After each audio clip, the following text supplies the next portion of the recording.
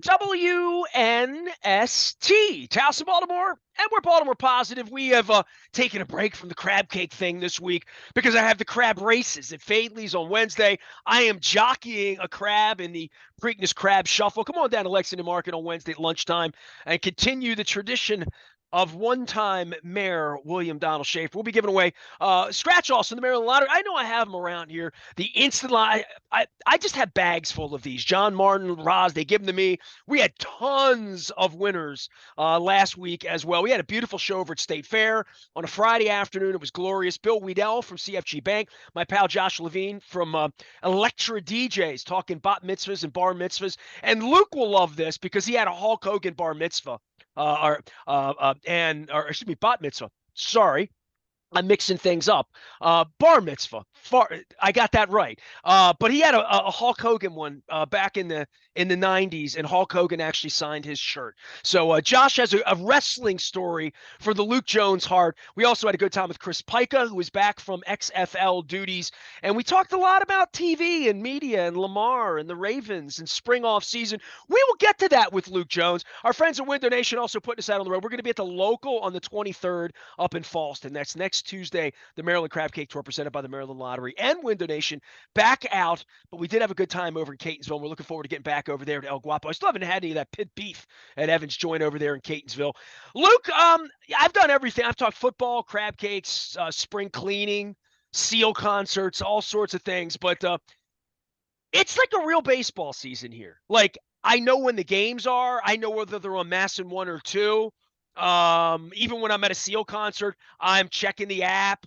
I did go into an Irish bar down in DC and asked for the baseball game, and they put the Nationals on. I thought that was kind of weird on Wednesday down there. But how are you, man? A wild Mother's Day weekend. Happy Mother's Day to your sister, your mom, to everybody out there. But you were busy chasing pennant race baseball, something you've been waiting about 15 years to do around here, I think, right?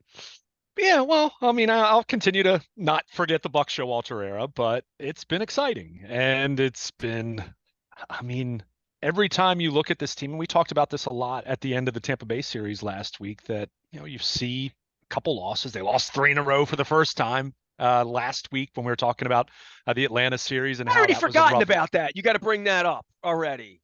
No, I'm bringing it up because of how this team answers and bounces back. And I mean, a great example over the weekend of how quickly it can go the other way is the team that was in town facing the Orioles over the weekend. I mean, you look at where Pittsburgh was 2 weeks ago. They thought they were good.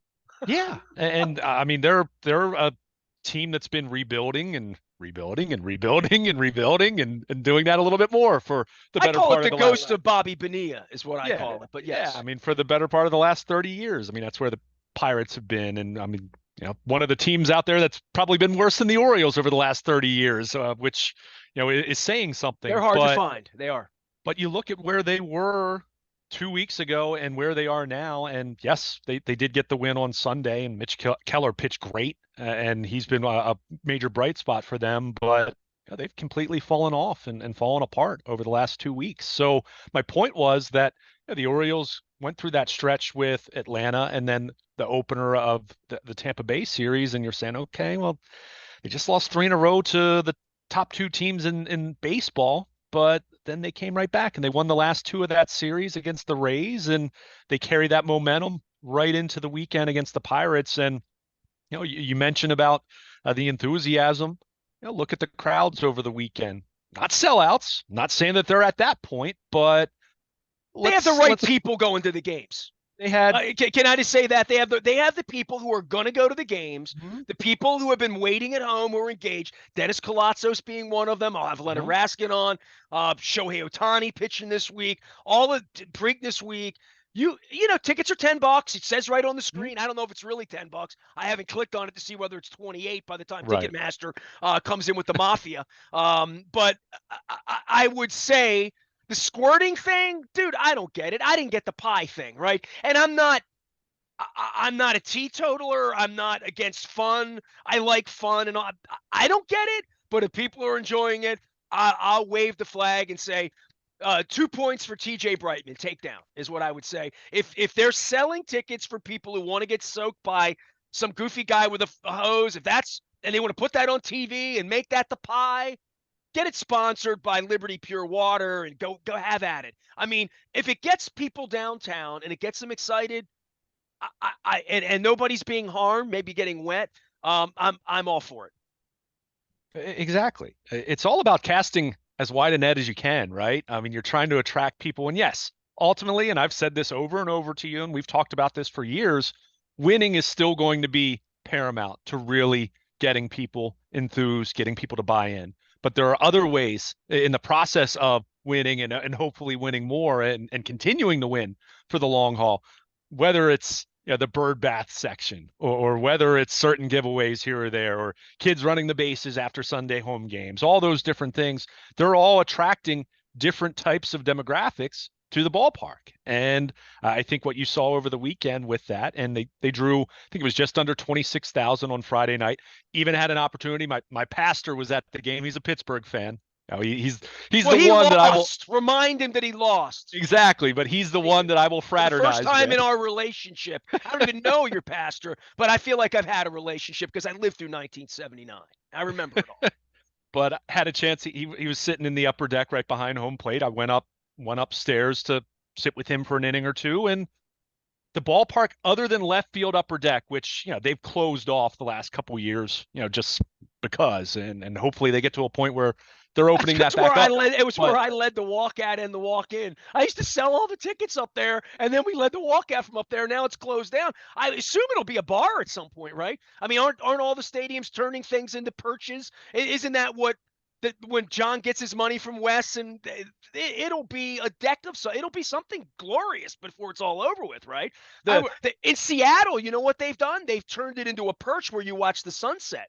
I mean, it's the place to be in Seattle. Everybody's up there smoking cannabis and but I've been to Seattle. Seattle's turned their worst seats into the place where everybody wants to be.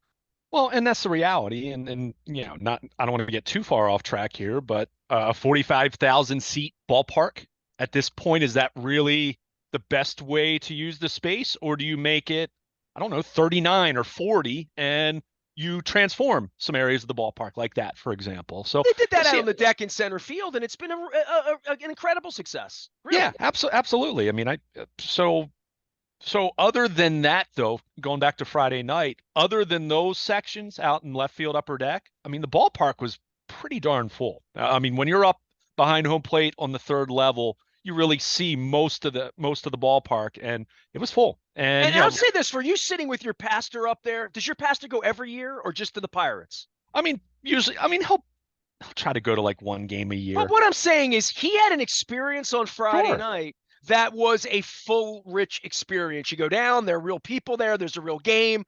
Dude, you sat down there for seasons at a time where that didn't even happen once. Maybe bobblehead night or Jim Palmer plaque night or whatever. But to come to the ballpark, to be from Pennsylvania, be a little older, come once a year, come down, to have a rich experience, that's so important for people coming back. Some people haven't been back since the tank circled the building and they played for nobody. You know what I mean? Some people haven't been in a long, long time, or they went 5 years ago and don't remember or whatever. Right. But it is where you grab your beer now. Things have changed. I went opening day. It feels like a different experience than the Peter Principles. Yeah, it definitely does. I mean, you have that, and then on Friday night, when you have that kind of an atmosphere and that kind of crowd, you have Cedric Mullins hit for the cycle then. And to see that, and I was able to capture the video. You could check it out on Twitter. It kind of went viral. The ovation that he got. It's weird now with the pitch timer, right? Those spontaneous moments where you step out of the box and your teammate gets a curtain call coming out of the dugout, you don't really know how to handle that part of it, right? So that didn't really happen. When Trey Mancini comes back here, what do they do? Well, I mean, fans. You step out of they don't. The pitch clock goes away for a minute, right? I'm not entirely sure, but the way it worked out perfectly though was he hits the 3-run homer in the bottom of the 8th to make the game 6-2, and then everyone else in the dugout going out to play defense for the top of the 9th, they stayed back for a few moments. And Cedric Mullins ran out by himself, and he got a standing ovation. I mean, it was awesome. It was awesome. I mean, you can check it out on my Twitter and see that. but you get that kind of an experience when you come to the ballpark. And as you mentioned, whether it's been 9 years, whether it's been since the pandemic, whether it's just been that you've only gone once a year over the last 5 years. But if you were there Friday night, you saw I mean, that was an experience. That was a memory right there. And it's not as though they haven't had some guys hit for the cycle here in recent years, because they have. But knowing what Cedric Mullins has meant to them the last few years, and being an all-star 2 years ago, and being one of those guys that was there from the beginning of this rebuild. He arrived in the majors in 18 as Adam Jones was leaving. And to see him get that moment in the midst of the Orioles playing, you can't say first place baseball because of the Rays, but they're playing first place caliber baseball because they have the second best record. But that was special, and that it was the made kind me of game wistful that, for my Felix Pie jersey that I gave away to Goodwill a couple of years ago. You know what I mean? Because I right. saw Bob Watson hit for the cycle in 79 or 80 as a Red Sox at Memorial Stadium. Dude, I still remember it. Yeah, You yeah. don't see a lot of cycles. I went to a lot of ball games in the 90s and the aughts, a lot of ball games, 100, 120 a year sometimes. And seeing somebody hit for the cycles really, the triple's really tough. Yeah, yeah, especially at Camden Yards. Maybe that'll change. Maybe that's going to change, and we're seeing that change with left field being so big. And you've always had the right field corner that it can be tricky. You hit one down the right field line, the right fielder's playing off the line, and bounces, rattles around in there a little bit. You could see a triple, but not too many of them over the years at Camden Yards. But that was fun. And it's funny you just mentioned that. I've seen Mullins now, Austin Hayes hit for the cycle last year. Jonathan VR did it a few years ago. I feel like I've seen has to be one or two opposing hitters do it. Since I've been covering the team going back to 2010. I still haven't seen a no hitter in person, but I've seen multiple cycles, and you see something like that though on Friday night. I walked out of a no hitter once, Luke. It's true. It's true. But you see something like that, and it's just you're apt to want to come back. And I mean, they're winning, and again, they win another series, and 26-14, and now you have Ohtani and the Angels coming in, and there'll be some juice for that. Grayson Rodriguez going against him, and seeing if you can take a series against an Angels team that hasn't been great. They're not bad, but they're not great either. So it's just, I mean, it's exciting, and it's still early. I want to continue to remind everyone about that. And you say that whether you're talking about good things or bad things. And there's still guys on this team scuffling. And, Jorge Mateo looked like an MVP in April, and he's really been scuffling in May. But it's part of the ebbs and flows of a baseball season. But you look at this team and where they stand right now and the kind of territory they find themselves in, and knowing what how they're positioning themselves to go forward now through the final 3 quarters of the season. It's going to be a really fun summer. And I mean, what more can you ask for on the heels of the surprise of last year, but still wondering, okay, that was so much fun. There's optimism. There's certainly reason to think that this team's turned the corner, but you don't really know until you get into the next season. And for them to start off the way that they have, how can you not be excited about it? And I mean, it's fun. And as you mentioned, it's becoming more and more appointment viewing for lots and lots of people who did not feel that way about the Orioles, at least going back to, say, 2017. Well, a couple things. Angels are in town this week. And by the way, people listen to this show. I mean, they really do. Like, they listen to this radio station. They read our work. They read your work. I had a guy run me down last week and say, hey, you walked out of a no-hitter. Which one was it? I had to say, Bud Smith, Labor Day, 03, Jack Murphy Stadium. Might have been called Qualcomm then, or it certainly wasn't Petco. Luke Jones is here. He is Baltimore Luke. We do like talking baseball. My last name is still Aparicio. I went to Janet Jackson, courtesy of our friends at CFG Bank the other night, and people were talking baseball with me there. The baseball games were on everywhere there was a TV. I came back to pee and grab a drink, and Bautista's got one out in the ninth, and place is going crazy, and I'm at the show. Janet Jackson's like doing pleasure principle, and Weedell gets his text. Orioles win. It's a final now, so I could rest easy and focus on Janet Jackson doing Rhythm Nation and doing all those. Dude, the city's coming to life. My kid went to see Six at the Hippodrome on Sunday night. You've been downtown 5 times this week. Janet Jackson was downtown. Anita Baker. Do you know anything about Anita Baker? I mean, would you I know anything about Anita Baker? no. I love Anita Baker, right? I reviewed Anita Baker in 1987. She was a bit of an Oprah personality who could really sing 35 years ago. She has sung songs. She played AFRAM a couple years ago down in the parking lot. I actually listened from my condo with the window open because I didn't go over, but I love Anita Baker. It was, and I'm not making this up. I mean, I'm being, I'm sincere. It was the toughest ticket in the history of Baltimore concerts. I've never seen a ticket. Dude, it was a $290 get in. It was a Mother's Day show where everybody would want to take their mother to see it. So all of this downtown's toxic and nobody will come downtown, and the Inner Harbor and Port Covington and Lexington, like all the things that I talk about with Baltimore Positive on a weekend where all these people come downtown and people are into this. And then on Monday, I'm going to see John Wade do it's Preakness week.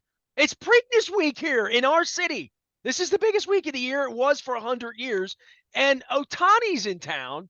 And if you can't see him pitch on Monday, which I'll be watching John Wade singing Missing You and Change and all those songs I love over at Guinness with some of my rock and roll buddies. But I mean, he's going to play the outfield. I mean, the most famous baseball player on earth, and a guy who, talk about Babe Ruth's statue outside and the things I've seen. Jim Abbott is still the most amazing thing I've ever seen in baseball. I'll just continue to say that.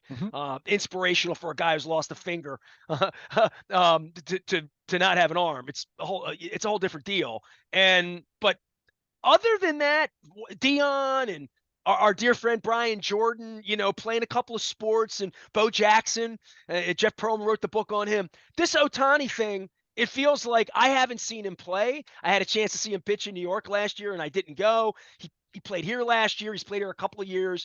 This is the chance to go see the most famous baseball. Two of them, but add Trout in there. But let's just stick with Ohtani.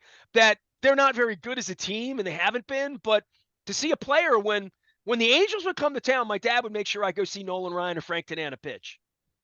I had to laugh at as you just threw Trout in there because he's not a future Hall of Famer or anything like that. But you're right. I mean, I drank beer with him at 3 a.m. after the Eagles won the Super Bowl. So I like Mike Trout. He was nice to me. He was cool. Yeah. No, I mean, Mike Trout over the last 20 years, you kind of think about it in the context of post Barry Bonds. I mean, Mike Trout, if you're talking about a well-rounded player, he's been it. And, as Earl Weaver would say, he's going to the effing Hall of Fame. He is. He could stop playing today, and there would be no doubt about it. But Shohei Ohtani is different, and it's so funny.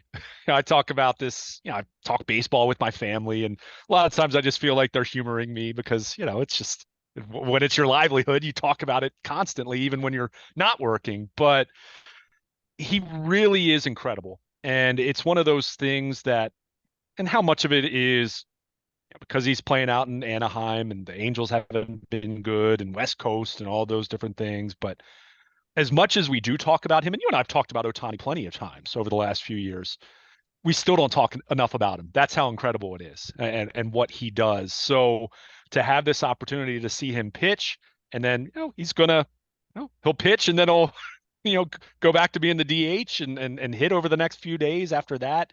It really is remarkable. And it's one thing to talk about someone doing both. You just mentioned a few guys, Dion, Brian Jordan, guys that played baseball and football, right? And look, I mean, Dion's a Hall of Fame, Pro Football Hall of Famer, and he wasn't a tremendous baseball player, but he was a tremendously talented athlete and did impressive things on the baseball. He could have played in the big leagues for 15 years and hit 278 and stole 42 bases. And I don't know if he'd have been a Hall of Famer, but he would have been a multiple All-Star. Right. He would have been. Well, but there was always that thought of what, and Bo Jackson, the same thing was said. What if he would focus on one or the other, right? Ohtani's doing both, and he's doing both at such a high level. That's I bet he would kick your ass at ping pong, Ohtani, right? I mean, I bet he's the guy he would beat you at everything, right? I mean, it could be shoots and ladders that he would kick your butt. I mean, that's just how incredible he is and his story is. And again, just to do both is impressive in and of itself. But to do both at such a high level, to talk about someone that you put in that MVP and Cy Young Award category, it's utterly remarkable. And look, I don't know how long he's going to be able to do this to this degree at this high level. I don't know how long that's going to last. You would think at some point that he'll You start would to think at wear some down a point the little bit, pitching would fall off and somebody get to him in his ERA before, right? Like something like that. you But can't make this look sub-3 ERA, go out every fifth day, take the ball and do it for 2, 3, 4, 5. I mean, to your point, the hitting, okay, but once you're 32, 33, do you move him to the bullpen? I don't know what you right, do. I mean, I really don't know what because it's almost like having Mark Karolkowski, who was the star of our baseball team with Butch, where you'd be like, all right, on the days he doesn't pitch, can you bring him in the seventh inning? He's going to back clean up.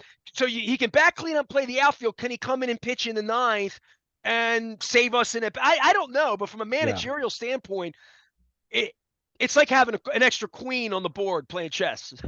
Yeah, no, I think you're absolutely right. And we even saw that if you recall the championship of the WBC, remember they were kind of figuring out, okay, when's he going to go out to the bullpen to start warming up? But hey, he's due up fourth in this inning, Play so right field. Yeah, right. Well, I mean, typically DHs. He hasn't played much outfield, but it really is incredible. And look, when I say that, I am not saying that to doubt him or his ability to do this however long he's going to do it at this level.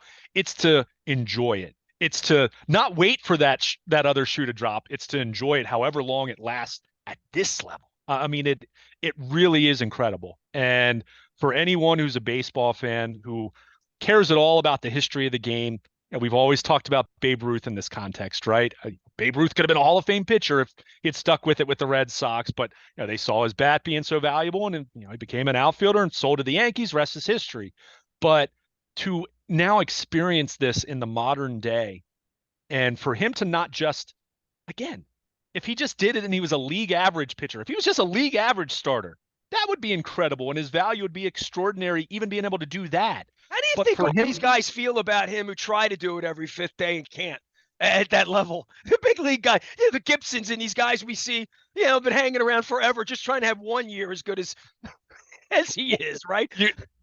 Or one with a sub-3 ERA in May. You feel really good about your April, right? yeah, either that or any of these hitters who might put up the offensive numbers he does, but they struggle to play first base or left field or third base, and yet you see him do what he does on defense, every fifth day as a pitcher. I mean, again, we're gushing over this guy, but he deserves that. That's how incredible this is. That's why him getting that moment in the WBC and going up against Trout in that championship, even though that was March, I mean, anyone who watched that, I mean, it was extraordinary. And that's where you look at this thing and we're going to see where his future lies and what's going to happen there. And I mean, think about it. This guy's going to become a free agent, Nestor, presumably. Yankees. How the Yankees. No, but my Dodgers. Yeah. I mean, sure. I'm not disagreeing, but now they have the DH in the National League. It makes it, Oh, absolutely. But how do Phillies you value want to pony up? Here we go. But think about it. How do you value someone like that? Think about it in terms of, okay, he hits every night. I want to meet his agent. I mean, think about it. You're talking about a big time slugger, but oh yeah, he's also a great starting pitcher. I mean, it really, was he going to get 50 million a year? I mean, I'm asking a serious question. And then what do you expect out of him? When you make that deal with him, how much you expect him to do this for 5 years or 7 years? Because somebody's going to give him 400 million, right? I mean, yeah. Oh, absolutely. I mean, that might be on the very low end compared to what he's ultimately going to get. But that's what is tough because of what I just said. And again, it's not to doubt him. It's to just give him the raise. The franchise isn't worth that much, right? Right. Exactly. the raise, and he can move. He can play wherever he wants. The franchise will follow him, right? Yeah, right. We'll move play the team to Reno if he wants to. We'll move the Athletics to Reno. Yeah. So I mean, it really is remarkable. And again, I don't when I mention projecting him out, it's because there is no precedent. I mean, even Babe Ruth only did that for basically 4 years, and then he became an outfielder and sold to the Yankees. So you can tell I'm excited to see this guy pitch. This will be the first time I've seen him pitch in person. I've seen him hit and play as a DH several times at this point. You're making me feel guilty because I've already seen John Waite sing these songs. So like all of a sudden you're making me feel like I really need to get, but it's not, I mean, he's going to pitch again, and he'll probably pitch in Baltimore again, Yeah, probably yeah. I several mean, times over the next 10 hopefully. years. Well, and especially with the schedule being what it is now. That is what, as much as interleague play lost its novelty years and years ago, now you are at a point where you play every team every year. So even if they're not coming to Baltimore, chances are, the following year, it's going to be one of those deals. So wherever he's playing, whether it's with the Angels or most likely probably moving on, here in the not too distant future, it's going to be exciting. But on the flip side, and this is where Orioles fans will say, "Hey, don't forget about Grayson Rodriguez. You get to see Grayson Rodriguez against Ohtani, and the His hype ERA and is not under 5 right now, so we can't talk about him like that. understood, but there's still what he means for the future and the optimism and just excitement about the young players on this club in general. So yeah, Monday night, I don't know what the crowd will look like, but anyone who's there, they are in for a treat I should get getting us a to see couple that of matchup. $10 tickets, and you and I should go out and be jackasses in the outfield and get squirted one night. It just has to be above like 75 degrees. I've been You squirted in did. the outfield before in a suit. It wasn't a lot of fun, especially when you don't know it's coming. But there's the anniversary of that coming up this week too. 20th anniversary of that. Wow, we're getting up on years, but yeah, the enthusiasm around all of this it's heartwarming for me because I fought for this, and I said to Mike Elias, I'm not the bad guy. I was the guy holding them accountable to find a guy like you to run it. So I'm all for it. I think it's we're into a spring where I talk Baltimore positive 5 years before anybody else is talking Baltimore positive, but a spring now where we're seeing real changes downtown, people coming downtown, people being a part of downtown. Janet Jackson sold out, Anita Baker sold out, just Blink 182 sold out, just on and on and on. That over the next 3 6 months, Lamar Jackson, football's around the corner too, that we're building something. We're building something for the city that the baseball team should be about. And I have said, and I will write this at some point soon because I've been doing some writing, that I just wanted to get it right. Don't F this up. We've waited 30 years to get this fixed. If the old man's eating pudding, run the place the right way.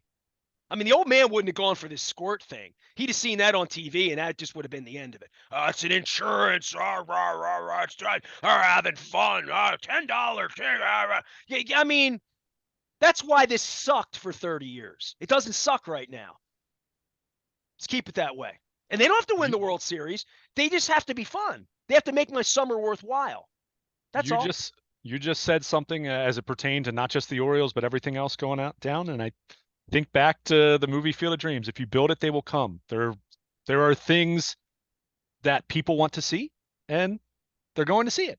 Imagine that, a novel concept, and it's very exciting and it's fun to be downtown and to certainly be checking out the Orioles these days. Well, give me the little goggles that you real reporters wear when they have the champagne and all that, and we'll wear those out into the Yeah, outfield, and I'll get an orange parka. Luke Jones, you can find him at Baltimore. Luke, I'm not too old to have fun. It looks like people are having fun, and fun is what it's all about. Shohei Ohtani's in town. It is Preakness week around here. I have a whole bunch of legends: Dick Girardi, Marty McGee. Because I cannot have Clem Florio on this week because I cannot have some of the old dearly departed Charlie Lambs and people, but instead I'm going to chase down Ross Petticord and some other horse racing legends this week. It's Preakness week around here. Bob Baffert, the whole deal. John Waite's in town. We got Bruno Mars is playing on Saturday. I didn't even want to believe that, but the real Bruno Mars from Hawaii will be singing and shaking on Saturday out in the infield. It's a big, big week. It's springtime around here. And Lamar's a Raven. We are WNST, AM 1570 Towson, Baltimore, and we never stop talking baseball in Baltimore Positive.